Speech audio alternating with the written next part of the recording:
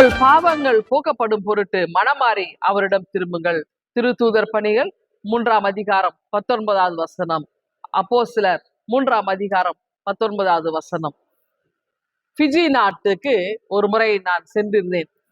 அங்கே நான் சென்ற பொழுது அங்கே செவி வழி கேட்டறிந்த ஒரு விஷயத்தை தான் உங்ககிட்ட நான் சொல்ல போறேன்.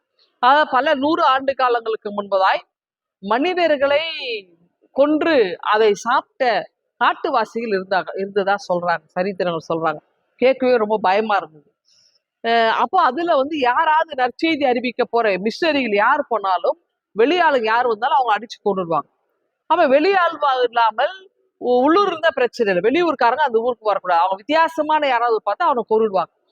ஜான் ஹஸ் அப்படின்னு சொல்லக்கூடிய அவர் என்ன பண்றாரு, அந்த ஊர்ல போய் மிஷனரியா போயிட்டு அவர் சுவிசேஷம் அறிவிக்க போறார். அப்போ போன உடனே அவரையும் அது மாதிரி கொள்றதுக்கு அந்த காட்டுவாசி பிடிச்சான். அப்போ அவர் சொன்னாரா, நாளைக்கு காலையில ஆராதனை இருக்குது, சர்ச்சில் வழிபாடு நடத்த போறேன்.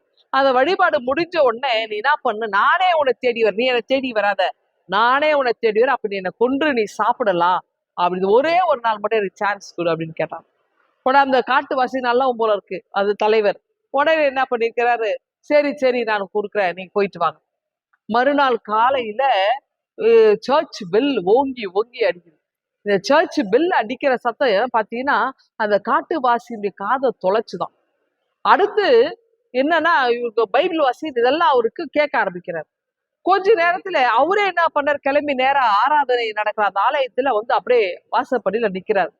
இப்போ இவர் என்ன பண்ணுவே, இவனை பார்த்தோன்னு வேக வேகம், ஐயோ நேரம் ஆயிடுச்சு போல இருக்கு, நம்ம கொல்றதுக்கு வந்துட்டா, இங்கேயே வந்துட்டான் அப்படின்னு சொல்லி வழிபாடை விரைவாய் முடித்துட்டு அவங்கிட்ட ஓடி போறார். ஓடி போய் ஜான் ஹஸ் சொன்னாரா, ஏப்பா நான் தான் உன்னை தேடி வரேன்ல, என் மேல் நம்பிக்கை இல்லையா, நீ எதுக்கு என்ன தேடி வந்த அப்படின்னா.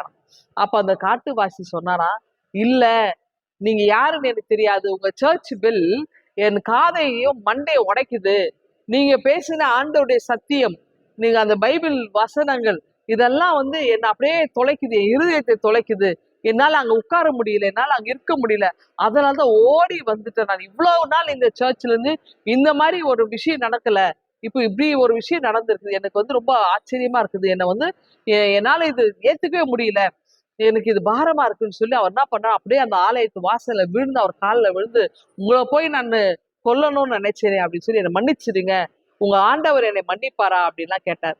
அவருடைய மனமாற்றத்தை கண்ட ஜான் ஹஸ் அவருக்காக ஜெபித்து அவருடைய மனமாற்றத்தை நினைத்து ஆண்டவருக்கு நன்றி சொன்னாராம்.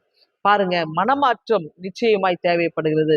மனம் மாறி நாம வரும்பொழுது ஆண்டவர் திருமணியில் நாம் எப்படிப்பட்ட வாழ்க்கையை வாழ்ந்திருந்தாலும் ஆண்டவரிடத்துல திரும்பி வரும்பொழுது ஆண்டவரும் நம்ம ஏற்றுக்கொள்கிறார், ஆண்டவரும் நம்ம இடத்துல மன்னிப்பை கொண்டு வழங்குகிறார். அப்படி என்றால் நாமும் இயேசுவோடு நாம் இணைந்து பயணிக்க நம்மை அர்ப்பணிப்போமா?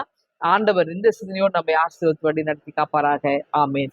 எங்கள் அன்பின் ஆண்டவரே, நாங்களும் மனமாற்றத்தோடு வாழ நீர் எங்களுக்கு கிருபை தார். மீட்பு ஜெபிக்கிறோம் எங்கள் அன்பின் கடவுளே. ஆமென்.